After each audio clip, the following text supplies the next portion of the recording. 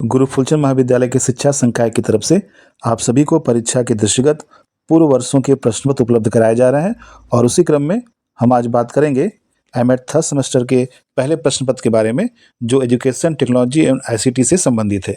तो चलिए देखते हैं इस प्रश्न पत्र में आए हुए प्रश्नों को। तो सेक्शन 1 से शुरुआत करते हैं। पहला प्रश्न, आईसीटी को परिभाषित कीजिए, डिफाइन आईसीटी। अगला, शिक्षण मशीन को परिभाषित कीजिए, डिफाइन टीचिंग मशीन।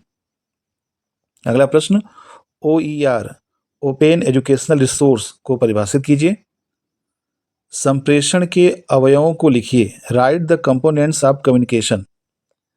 शैक्षिक तकनीकी को परिभाषित कीजिए, डिफाइन एजुकेशनल टेक्नोलॉजी।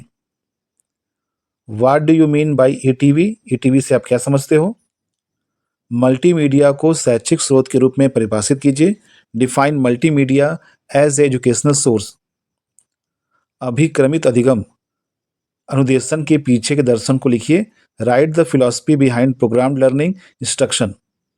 वेब आधारित अधिगम की अवधारणा को लिखिए, write the concept of web based learning.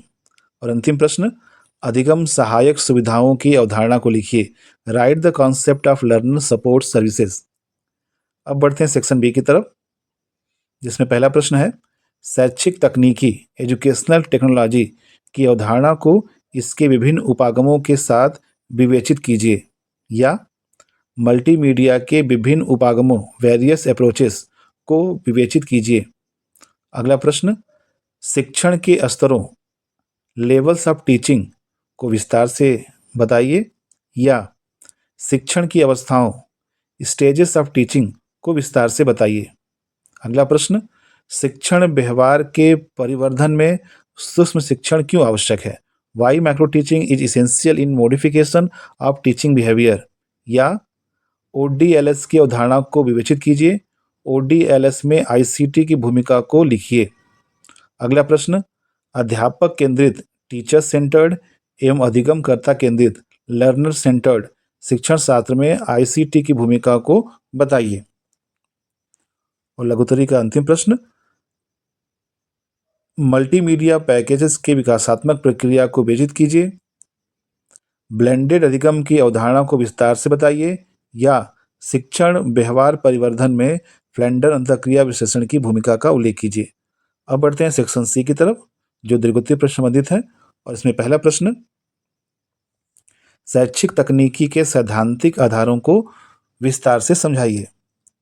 आठवां प्रश्न, अभिक्रमित अधिगम को परिभाषित कीजिए, इसके प्रकारों एवं संबंधित सिद्धांतों को लिखिए, 5 फ्रेमों वाले एक रेखीय कार्यक्रम को बनाइए।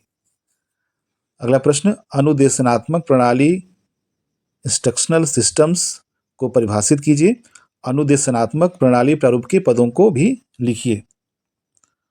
अगला प्रश्न, शिक्षण को संप्रेषण के रूप में विवेचित कीजिए, संप्रेषण के विभिन्न माध्यमों को लिखिए, एक अध्यापक कक्ष में प्रभावी संप्रेषण कैसे कर सकता है। और इस प्रश्न पत्र का अंतिम प्रश्न, अनुदेशनात्मक सामग्री से आप क्या समझते हैं, 5 प्रकार की अनुदेशनात्मक सामग्री का उल्लेख कीजिए। तो ये था थर्ड सेमेस्टर का पहला प्रश्न पत्र जो एजुकेशनल टेक्नोलॉजी एवं आईसीटी से संबंधित था।